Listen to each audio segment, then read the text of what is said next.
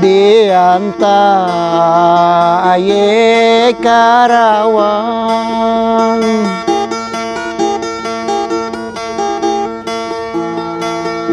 amu di antara aye Karawang, ngapa ndak nyabon?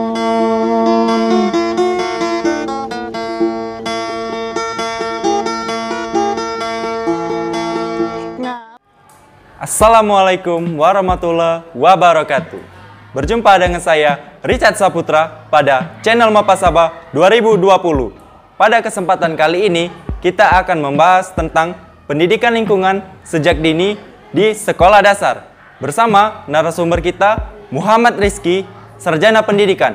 Mari kita dengarkan ceritanya. Kak, apa arti kebersihan lingkungan di mata seorang guru? Jadi kebersihan lingkungan di mata guru itu ibarat kita itu menjaga tubuh kita sendiri. Ketika tubuh kita itu bersih, kita akan merasakan sebuah kenyamanan. Nah, begitu juga untuk seorang guru di sekolah, di lingkungan sekolah khususnya. Jadi kebersihan itu faktor terpenting dalam menciptakan sebuah kenyamanan. Jadi ketika lingkungan sekolah itu bersih, lingkungan kelas itu bersih, proses belajar mengajar itu menjadi nyaman.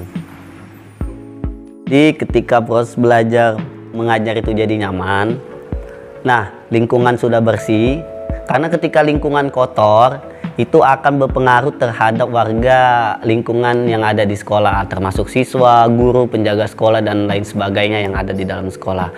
Karena ketika lingkungan kotor, akan banyak penyakit yang akan timbul. Jadi dampaknya juga ke sekolah. Jadi makanya itu pengaruh penting kebersihan itu sangat bagus untuk sekolah. Jadi kita harus mengingatkan siswa untuk membuang sampah, mengingatkan siswa untuk menjaga lingkungannya. Apalagi di ruang kelas itu paling banyak nyamuk, karena di loker-loker kelas itu, meja mereka itu pasti banyak bertumpuk sampah. Pasti kalau kita rabain tangan pasti akan keluar nyamuk. Makanya itu ketika lingkungan bersih, dampaknya juga kita akan merasakan kenyamanan. Karena lingkungan adalah jantung bumi.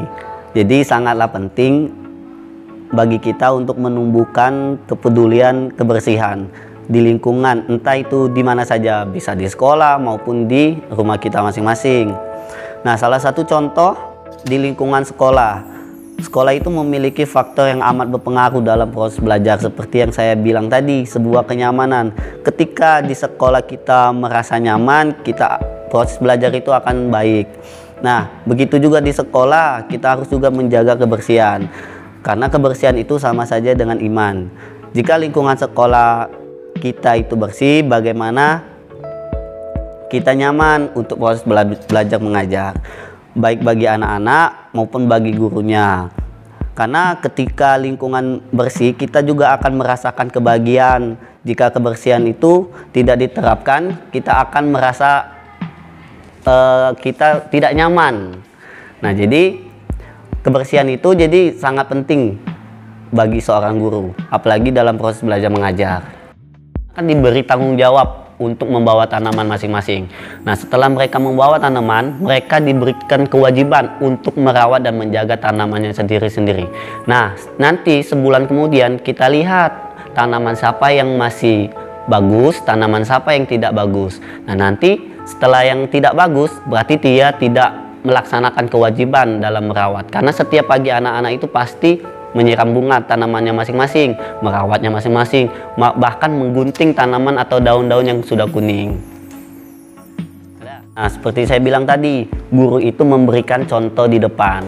Guru dulu mencontohkan kepada siswa cara membuang sampah. Itulah contoh ajakan yang paling rendah yang bisa kita tanamkan kepada siswa. Jadi ketika kita ada sampah, guru dulu yang membuang sampah ke tempatnya. Baru setelah itu kita ajak anak-anak, "Nak, tolong nak." Jangan lupa pakai kata tolong, karena kan guru itu mencontohkan yang baik juga. Jadi ketika sudah meminta tolong nak, itu di sampingnya ada sampah. tolong dibuang ke kotak sampah. Ketika anak-anak sudah dibuang ke tempat sampah, jangan lupa ucapin terima kasih. Selain mengucapin terima kasih, kasihlah apresiasi dengan pinter, bagus gitu. Nah, jadi anak-anak itu juga memberikan semangat itu penting. Nah, jangan memikirkan dampak setelah kita ajak langsung setelah itu anak-anak bakal membuang sampah lagi, atau anak-anak kalau ada sampah langsung ambil. Karena sifat anak-anak ini kan sifatnya bermain. Beda sama mahasiswa. Kalau mahasiswa pasti dosen-dosen kita itu jarang sekali untuk mengingati buang sampah. Kalau di kelas ada sampah, pasti sama sekali dosen itu tidak mengingatkan. Karena kenapa? Karena mahasiswa itu sudah paham, sudah ngerti. Beda sama anak-anak SD. Karena saya ini guru SD, jadi guru itu tidak pernah boleh bosan untuk mengingati anak-anak. Kalau guru bosan sudah kacau lah itu. Jadi kita itu perlu mengingatkan siswa terus menerus, jangan pernah bosan untuk menjaga lingkungan. Guru itu tidak pernah boleh bosan untuk mengingati anak-anak, apalagi anak-anak SD kan, karena anak-anak SD itu pasti pikirannya bermain. Jadi jangan pernah boleh bosan untuk selalu ngingetin. Nah, di dalam materi kelas 4, karena saya itu ngajak kelas 4, itu ada di tema 4 itu proses belajarnya itu merawat tanaman. Nah, disitulah kita bisa memberikan edukasi secara langsung, memberikan contoh secara langsung selain kita membuang sampah. Nah, ini juga waktu itu di kelas 4 itu ada materi merawat tanaman, kewajiban dan hak kita terhadap tumbuhan. Nah, jadi waktu itu di materi tema 4 itu saya buat project. Anak-anak itu disuruh per kelompok, ada 6 kelompok. Nah, setiap kelompok itu mencatat tumbuhan-tumbuhan apa saja, ciri-ciri tumbuhan apa saja yang tidak dirawat dan dirawat. Nah, ada anak-anak itu per kelompok.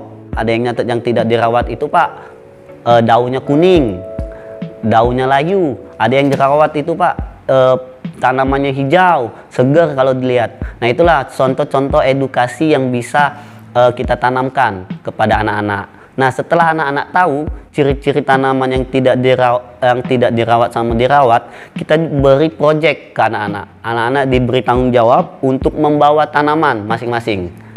Jadi upaya yang dilakukan sekolah terhadap siswa untuk menanamkan rasa kepedulian terhadap lingkungan, yaitu salah satunya dengan adanya poster ajakan membuang sampah pada tempatnya, poster ajakan menjaga lingkungan, tidak membuang sampah. Itulah upaya-upaya kecil yang dilakukan sekolah untuk menanamkan kepada siswa cinta terhadap lingkungan. Bukan hanya itu saja upaya yang dilakukan sekolah, tapi untuk upaya lainnya yaitu dari guru juga, karena guru ini merupakan contoh di depan. Demikian pembahasan kita tentang pendidikan lingkungan sejak dini di Sekolah Dasar Kota Palembang. Saksikan konten-konten menarik berikutnya di channel Mapasaba 2020. Salam.